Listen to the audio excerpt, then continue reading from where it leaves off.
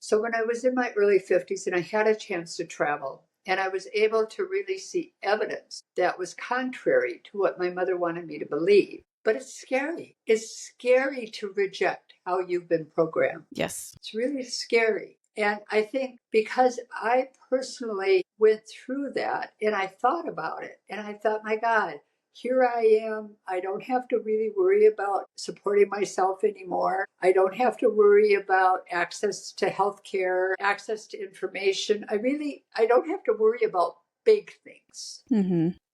But it's just scary to me. So then when I'm over in Africa and I'm working with these extremely marginalized people that have done what their ancestors taught them to do for centuries, and now it no longer works because of what we do here in the West and the environment and climate and so on and so forth, asking them to change their behavior and their belief system. And I remember looking at them and thinking, oh my God, this has got to be so terrifying for them because they don't have the support system that I had, that I'm asking them to believe what I'm saying, that their life will be better if they do what I say. But it gave me a great humility because I knew how afraid I was to reject something that I had evidence wasn't true. And I'm asking them to reject something just because they're desperate and they don't have a choice. I think on any of these situations, if we stop and allow ourselves to think and reflect, it's amazing what we learn. I think that that's great that you actually had the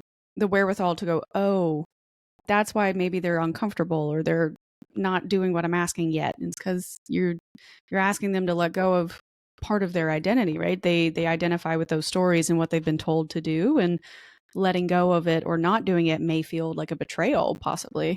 But so when you really think about that, here there are people in the world that are having to do that. And here we are in the comfort of our society and we feel fear, but yet we have such a safety net. And if we really stop and say, well, what's the worst that could happen? What if I fail? If I say I want to do this and I fail, is the earth going to open up and swallow me whole? I mean, what's going to happen?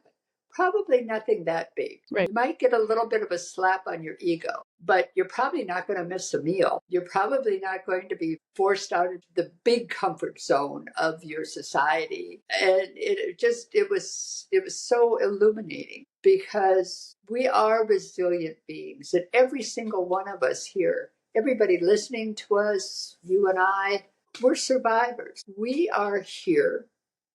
And whatever we face, we're still standing and we're resilient. We have that. We have that history of being resilient. So even if we're going through something painful today, I think it's important to stop and acknowledge that pain because it's real. But then after a moment, remind yourself, you're still here. You're still breathing. You're still moving along. Yeah. It'll be okay.